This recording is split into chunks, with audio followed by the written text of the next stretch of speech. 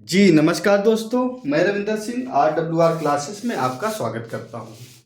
आज मैं एनटीपीसी जो रेलवे की वैकेंसी निकलती है, सबसे ज़्यादा वैकेंसी एनटीपीसी और ग्रुप डी की वैकेंसी आती है। तो एनटीपीसी और ग्रुप डी दोनों के बारे में हम डिस्कस करेंगे और इसके बारे में संपूर्ण चर्चा करने वाला हूँ। एनटीपीसी क्या होता है, एनटीपीसी जो रिक्रूटमेंट निकालती है उसमें प्रोसेस क्या होता है और एग्ज़ाम क्या होता है। एनटीपीसी उन बच्चों के लिए सबसे बेटर है जिनकी फौज में क्या है, जैसे एसएससी हो गया, जहाँ पर वो जिनको इंग्लिश कम आती है, जो फिजिकल नहीं कर सकते, जिनकी हाइट कम है। रेलवे एक ऐसा प्लेटफॉर्म है एनटीपीसी जो कि क्या है, सभी को रिक्रूटमेंट के जरिए रोजगार प्रोवाइड करता है। जो बच्चे फिजिकल नहीं कर सकते हैं, हाइट कम पड़ जा सकती है, उनके लिए तो ये सुनहरा मौका होता है। एसएससी भी ऐसे बच्चों को सिलेक्शन करती है जिनकी हाइट कम होती है, फिजिकल नहीं कर सकते, शारीरिक मापदंड में क्या है अनफिट पाए जाते हैं, उनके लिए भी एनटीपीसी और एसएससी दोनों का एक बहुत अच्छा सुनहरा मौका देता है एनटीपीसी रेलवे। और इसमें जो भर्तियां हैं वो आपने देखा होगा, पिछली भर्तियों को भी देखा, बहुत भर भर के आती है, यानी कि एकदम वैकेंसी आती है। पहले 3-4 साल में एक बार इसकी एनटीपीसी और रेलवे ग्रुप डी की वैकेंसी आती थी। अब इन्होंने क्या किया, पिछली साल से इन्होंने एक बोर्ड बनाया और बोर्ड ने ये पारित किया कि जो वैकेंसी है 5-6 साल में एक बार नहीं, हर साल वैकेंसी निकाली जाएंगी। जितने पद खाली होते जाएंगे उतने पद धीरे धीरे निकाले जाएंगे। तो मैं एनटीपीसी के बारे में संपूर्ण चर्चा करने वाला हूँ। तो जो बच्चे इस चैनल पर नए विजिट कर रहे हैं वो इस चैनल को सब्सक्राइब जरूर कर लें, जिससे आने वाले नोटिफिकेशन या ऐसे वीडियो आपको मिलते रहें। तथा इस चैनल पर एनटीपीसी, रेलवे ग्रुप डी या अन्य किसी एग्जाम की तैयारी फ्री ऑफ कॉस्ट आपको कराई जाएगी। साथ में पीडीएफ नोट्स भी आपको प्रोवाइड किए जाएंगे, जो कि किसी भी चैनल पर आपको पीडीएफ नोट्स प्रोवाइड नहीं किए जाते हैं। आपको मैं अपने टेलीग्राम चैनल पर पीडीएफ नोट्स प्रोवाइड करूंगा। हमारा टेलीग्राम चैनल इसी नाम से है, RWR क्लासेस नाम से टेलीग्राम चैनल, वहां पर जाइए और आप उसको सब्सक्राइब जरूर कर लें और उससे जुड़ जाइए। तो मैं चर्चा शुरू करता हूँ एनटीपीसी रेलवे के बारे में कि एनटीपीसी होता क्या है, ये कौन सी भर्तियां निकालता है। आपने देखा होगा 2 प्रकार की वैकेंसी होती है, एक टेक्निकल ग्रुप की वैकेंसी होती है, नॉन टेक्निकल ग्रुप की वैकेंसी होती है। तो मैं अभी चर्चा करने वाला हूँ कि टेक्निकल ग्रुप में कौन कौन सी वैकेंसी आती है, जिनकी की भर्तियां अभी निकल चुकी है। हालांकि मैं आपको बता देता हूँ, कुछ बच्चों को पता नहीं है कि टेक्निकल ग्रुप और एनटीपीसी में क्या फर्क है। तो जैसे मैंने हेडिंग में लिख रखा है, रेलवे एनटीपीसी 2024-25, यानी कि फॉर्म तो आपके 2024 में आने हैं, अभी जुलाई अगस्त में, और भर्ती आपकी 2025 तक कंप्लीट हो पाएगी। इसलिए 2024-25 की एनटीपीसी की भर्ती है। रेलवे ने अपने कैलेंडर में जारी कर रखा था कि कौन कौन सी वैकेंसी निकाली जाएगी। तो उसने क्या किया था, पहले शुरू में क्या टेक्निकल जॉब निकाले थे, एएलपी की आपकी जनवरी से मार्च तक का टारगेट दिया था, उन्होंने वैकेंसी निकाल दी सही टाइम पर। फिर टेक्नीशियन की वैकेंसी अप्रैल से जून तक का टाइम दिया था, उसकी भी वैकेंसी। ये टेक्निकल ग्रुप की कौन सी वैकेंसी है, एएलपी की और टेक्नीशियन की, जिनके फॉर्म जनवरी से मार्च तक आ चुके हैं। अप्रैल से जनवरी उन्होंने कैलेंडर में मेंशन कर रखा था, दोनों फॉर्म सही टाइम पर आए हैं। अब तीसरा जो कैलेंडर में मेंशन किया हुआ था एनटीपीसी और रेलवे ग्रुप डी को उन्होंने मेंशन किया हुआ था कि 2024 में ये जो बड़ी वैकेंसियां हैं, रेलवे ग्रुप डी और एनटीपीसी, एएलपी और टेक्नीशियन की वैकेंसी निकाली जाएगी। तो एनटीपीसी और रेलवे की वैकेंसी किस दिन आ रही, मैं आपको एक एक चर्चा करने वाला हूं। तो पहले एनटीपीसी के बारे में जानते हैं। एनटीपीसी का फुल होता है नॉन टेक्निकल पॉपुलर कैटेगरी, यानी कि नॉन टेक्निकल। टेक्निकल के बारे में मैंने बता दिया, एएलपी और टेक्नीशियन की जो वैकेंसी होती है वो आपकी कौन सी होती है,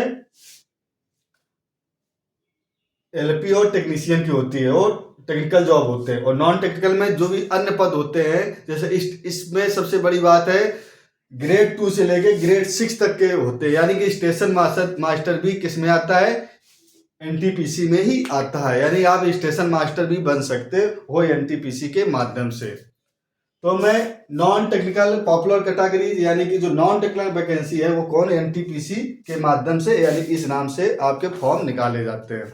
तो मैं आपको तुरंत ही बता देता हूं, उसके बाद चर्चा करता हूं कि फॉर्म अब कब कब के आने हैं। कैलेंडर में जुलाई अगस्त दिखा रखा है, तो जुलाई में आपके फॉर्म आ जाएंगे, कि उन्होंने जनवरी दिखाया तो जनवरी में फॉर्म आए थे, टेक्नीशियन के अप्रैल में दिखाया था तो अप्रैल में फॉर्म आ गए थे। तो जुलाई में आपके फॉर्म, यानी कि मई चल रहा है, जून छोड़ के जुलाई में आपके इसके फॉर्म आ जाएंगे। अब सबसे बड़ा महत्वपूर्ण बात यह है कि इसमें कौन कौन से पद आते हैं उसके बारे में मैं चर्चा करता हूँ, पे के बारे में चर्चा करता हूँ, ऐसे ऐसे चर्चा करूंगा। आप देखो पूरा वीडियो देखोगे तो एक एक चीज समझ में आ जाएगी, नहीं आपको समझ में आएगी नहीं।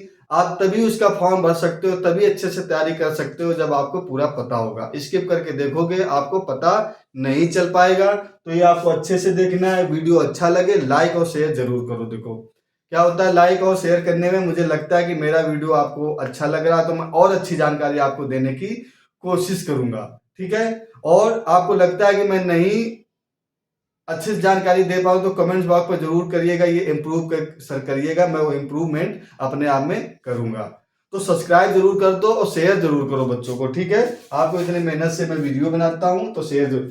तो इसमें कौन कौन से पद आते हैं, जुलाई में आपके पद आ जाएंगे। स्टेशन मास्टर इसमें आता है। देखो सबसे बड़ा पद पे लेवल 6 का स्टेशन मास्टर, जिसको टीसी बोलते हो, टिकट कलेक्टर। जो आपने देखा होगा टीसी बोले, टीसीआर ट्रेन में कभी गए होंगे, टिकट कलेक्टर। विंडो टिकट यानी कि जो विंडो में आप कभी टिकट कटवाने जाते हो तो विंडो में जो टिकट आपको देता है उसको टिकट कलेक्टर कहते हैं। टीटी की vacancy, goods guard, traffic assistant, junior accountant, commercial assistant. देखो कितने बढ़िया बढ़िया पद है और ढेर सारे पद है जो आप लोग पद जानते हो, उन पदों के बारे में मैंने लिख रखा है। Station master, ticket collector, TC, TT, goods guard, traffic assistant, junior accountant की वैकेंसी तो बहुत अच्छी है। और कॉमर्शियल असिस्टेंट की मांग सबसे ज्यादा होती है। किसकी?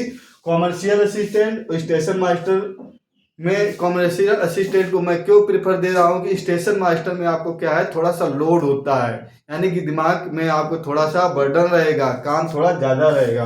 और कॉमर्शियल असिस्टेंट होता है, ये फ्री माइंड की नौकरी है। ये पे लेवल 6 की और स्टेशन मास्टर की पे लेवल 6 की नौकरी है। यानी कि आपको जो इसमें पे मिलने वाला है एनटीपीसी के थ्रू तो 40,000 से लेके 70,000 प्लस शुरुआती वेतन आपको मिलने वाला है। तो वेतन की आपको चिंता करनी नहीं है। कितने अच्छे अच्छे पद है तो इसकी तैयारी आपको जरूर करना है, ठीक है। मैं तैयारी इसी चैनल के माध्यम से आप सबको कराऊंगा। पहले वैकेंसी 4-5 साल में आती थी। अब रेलवे ने क्या किया, एनटीपीसी के माध्यम से या रेलवे ग्रुप डी के नाम से दे करके हर साल वैकेंसी इनको निकाली जाएगी। ऐसा नहीं कि 4 साल 5 साल में 80-90 हजार 1 लाख पद आए, ऐसा नहीं होने वाला है। तो इसमें कितने पद आने वाले हैं उसके बारे में आगे चर्चा करने वाला हूं। तो वैकेंसी एनटीपीसी के बारे में पहले बता रहा हूं। तो एनटीपीसी की जो वैकेंसी आने वाली है 20 से 25 हजार पद आने की संभावना है। तो 25 हजार पद भाइयों, ऐसा नहीं कि बहुत कम पद है और ऐसा भी नहीं कह सकते बहुत ज्यादा पद है, क्योंकि इसमें रेलवे में जो फॉर्म आते हैं बहुत ज्यादा आते हैं। क्योंकि इसमें हाइट का, चेस्ट का, फिजिकल कैटेगरी कुछ नहीं होता है, इसलिए क्या इसमें फॉर्म बहुत ज्यादा आते हैं। तो कितने फॉर्म आते हैं मैं आगे चर्चा करने वाला हूं। तो 20 से 25 हजार, 20 हजार तो मिनिमम पद आने की संभावना, इससे कम पद नहीं आएंगे, ठीक है। तो 25 हजार पद आप मान के चलिएगा। अब मैं इसी के साथ साथ रेलवे ग्रुप डी का भी बता देता हूं। रेलवे ग्रुप डी की वैकेंसी पे लेवल 1 की होती है। उसमें कौन कौन से पद होते हैं वो आपको पता ही होगा। और इसमें 30 से 35 हजार पद आने की संभावना है। तो पहले एनटीपीसी के पद आएंगे जुलाई अगस्त में, जैसा कैलेंडर में दिखा रखा है। और अक्टूबर नवंबर में किसके पद आएंगे, रेलवे ग्रुप डी के पद आने वाले हैं। तो रेलवे ग्रुप डी के पद 10वीं पास इसमें लिया जाता है। अच्छा, इसके क्वालिफिकेशन के बारे में बता देता हूँ। एनटीपीसी का क्वालिफिकेशन क्या रहता है, देखो इसमें 12वीं पास भी लिया जाता है। जैसे टिकट कलेक्टर हो गया, टीसी हो गया, 12वीं पास है। स्टेशन मास्टर का आप फॉर्म डालोगे तो ग्रेजुएशन लिया जाएगा। जूनियर असिस्टेंट अकाउंटेंट का डालोगे तो उसमें क्या आपका अकाउंटेंट से संबंधित आपको टैली वगैरह का सर्टिफिकेट चाहिए। कॉमर्शियल असिस्टेंट पे डालोगे तो ऐसे जो जिसमें आप डालोगे उसका क्या है, कुछ नॉर्मल पद है जिसमें आपको कुछ भी नहीं चाहिए, टीटी, टीसी, गुड्स गार्ड। और जैसे आप जूनियर अकाउंटेंट का डालोगे तो टाइपिंग वगैरह आपको क्लर्क वगैरह में चाहिए, ये आपको पता होगा। तो नोटिफिकेशन मैं अपने टेलीग्राम चैनल पे पूरा दे दूंगा। इसमें पूरा मैं लिख नहीं सकता, नहीं तो एक वीडियो आपको और बता दूंगा कि किस में क्या क्या चाहिए, एलिजिबिलिटी क्या क्या। तो 12th पास से ग्रेजुएशन तक का, 10th से ग्रेजुएशन तक की इसमें एनटीपीसी के थ्रू वैकेंसी ली जाती है, जो जिस पद में बनेगा। क्योंकि 20-25 पद इसमें होते हैं, 20-25 टाइप के पद होते हैं। अब मैं चर्चा करूंगा इसमें फॉर्म कब आएंगे एनटीपीसी के, जुलाई अगस्त में आएंगे। ग्रुप डी के फॉर्म कब आएंगे आपके, जनवरी अपना नवंबर दिसंबर में इसके फॉर्म आने वाले हैं। अब इसका एनटीपीसी का एग्जाम कब होगा, एनटीपीसी का एग्जाम आपका नवंबर दिसंबर में हो सकता है। और फॉर्म कितने आने वाले, देखो ग्रुप डी में पहले भी देखा था 70 से 80 लाख फॉर्म आपके आने वाले हैं। और एनटीपीसी में भी इतने ही फॉर्म आने वाले हैं, इससे ज़्यादा फॉर्म आएंगे, 80 लाख प्लस फॉर्म आएंगे, इससे कम फॉर्म आने वाले नहीं हैं। तो आप देख लीजिएगा 20 से 25 हज़ार आपके पद रहेंगे, तो तैयारी आपको अभी से करना शुरू करना पड़ेगा। ऐसा नहीं कि आप 1 महीने और 15 दिन में आप तैयारी कर सकते हो। अब एनटीपीसी का जब आप सिलेबस देखोगे तो आरपीएफ और एनटीपीसी की तैयारी आप साथ साथ कर सकते हो। जिसका आरपीएफ में सिलेक्शन नहीं हो पाता है तो एनटीपीसी की तैयारी करें। हालांकि आरपीएफ से अच्छी नौकरी एनटीपीसी में जाओगे तो अच्छी नौकरी आपको देखने को मिलेगी। कि एनटीपीसी में क्या है कि आपको एक रूम के अंदर बैठना है, आरपीएफ में आपको दौड़ भाग करना है, वर्दी लगा के इधर उधर जाना पड़ सकता है। एग्जाम आपको नवंबर दिसंबर में होने वाला है। सबसे बड़ी बात है, जिन बच्चों को इंग्लिश नहीं आती है एनटीपीसी में उनके लिए एक सुनहरा मौका है। इंग्लिश नहीं भी आती है तो भी आपका काम चलेगा। जैसे आप एसएससी में दोगे तो आपको इंग्लिश आना अनिवार्य हो जाएगा, तो एसएससी से बेटर आप सिलेक्शन इसमें जल्दी ले सकते हो। खासकर हिंदी भाषियों के लिए ये बहुत अच्छा नौकरी होता है।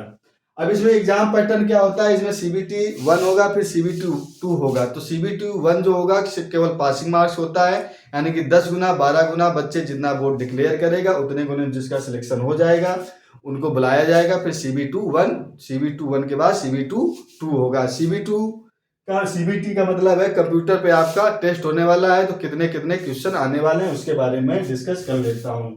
तो सीबीटी जो 1 होगा जिसके की मार्क किस में नहीं जुड़ेंगे, फाइनल मेरिट में नहीं जुड़ेंगे, सिर्फ आपको पास करना है। तो जब इतने ज़्यादा फॉर्म पढ़ने वाले हैं तो आपको ये समझ में आ जाना चाहिए कि मेरिट आपकी कट ऑफ क्या जाने वाली है। तो 75 प्लस का टारगेट रखिएगा, ठीक है। इससे पहले आपका सिलेक्शन नहीं होने वाला है, क्योंकि 4 साल पहले जब ये वैकेंसी आई थी तो 72-74 नंबर पर गई थी। तो अब आप मान लीजिएगा कितना ज़्यादा कंपटीशन हो चुका है, ठीक है। तो 75 प्लस नंबर आपके होना चाहिए, कितने में से 100 में से, ठीक है। तो अब मैं चर्चा करता हूँ सीबीटी 1 में क्या क्या आने वाला। तो मैथमेटिक्स के 30 क्वेश्चन आएंगे, रीजनिंग के 30 क्वेश्चन आएंगे और 40 क्वेश्चन जीके जीएस के आपके आने वाला है। सबसे बड़ी बात इसमें क्या है, इसमें साइंस का ज्यादा रोल नहीं रहता है, ठीक है। जबकि आरपीएफ में साइंस का ज्यादा रोल रहेगा, एनटीपीसी में इतना ज्यादा रोल नहीं रहने वाला है। तो आपने देख लिया होगा, मैथ के 30 क्वेश्चन आएंगे, रीजनिंग के 30 क्वेश्चन और जीके जीएस के 40 क्वेश्चन, टोटल 100 नंबर का होगा और 100 ही क्वेश्चन इसमें दिए जाएंगे।